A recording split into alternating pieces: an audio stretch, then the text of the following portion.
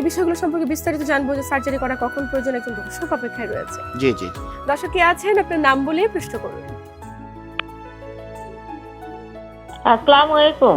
ওয়ালাইকুম আসসালাম, আমরা শুনছি আপনাকে, বলুন। আমার নাম মোসাম্মদ সেলিমা আক্তার, আমি বগুড়া থেকে বলতেছিলাম। আমরা শুনছি, বলুন কি সমস্যা। জি, আমার হচ্ছে ফ্যাটি লিভার ধরা পড়েছে 1 বছর হলো। আচ্ছা, স্টেজ কত? আর গেট 2 ছিল। আচ্ছা, গেট 2 ছিল, আমি খুব ভয়ে ছিলাম। উনি আমাকে খাওয়ার কন্ট্রোল এবং হচ্ছে ওষুধ আর টেন খাওয়ার জন্য দিতে। তারপরে কিছুদিন ওষুধ আর টেন খাওয়ার পরে আমার আবার রোগের সমস্যা হয়েছে। আচ্ছা, উনি আবার তখন হচ্ছে নিউরোবি দিতে। এই নিউরোবিটা খাচ্ছি। এখন মাঝে মাঝে আমার হয় কি মাথা ঘুরে, বুক কাঁপে, এরকম। আচ্ছা, খাদ্যাভ্যাসে পরিবর্তন নিশ্চয় নিয়ে এসেছেন। দর্শক আপনার সাথেই থাকুন, আমরা বিষয়টি নিয়ে আলোচনা করছি। স্যার যেমনটি বলছিল।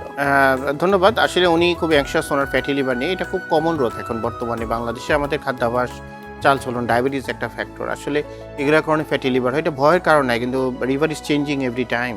সো ইরিভার্সিবল চেঞ্জ হওয়ার আগেই লিভারে যদি ফ্যাটি লিভার থেকে গ্রেড 2 উনি বলছিলেন, এগুলো কিন্তু রিভার্সেবল। দেখা গেলে যে ফ্যাটি জিনিসগুলো আস্তে আস্তে কমে যায় ব্যায়ামের মাধ্যমে, ডায়াবেটিস কন্ট্রোলের মাধ্যমে, ওষুধের মাধ্যমে, খাওয়ার মাধ্যমে। সো লাইফস্টাইল মডিফিকেশনের মধ্যে কিন্তু ফ্যাটি লিভারগুলো চেঞ্জ হয়ে আবার গ্রেড 1-এ চলে আসে। সুতরাং এই লিভারের এই চেঞ্জগুলো কিন্তু ইরিভার্সেবল না, রিভার্সেবল। সো এগুলো চেঞ্জ করা যায়। তবে সাধারণত যখন সিরোটিক লিভারে হয়, সিরোটিক লিভার চেঞ্জ হয়, তখন আস্তে আস্তে কিন্তু লিভার ক্যান্সার ডেভেলপ হওয়ার চান্স। তখন রোগীগুলোকে কিন্তু রেগুলার ফলো আপে থাকতে হয়।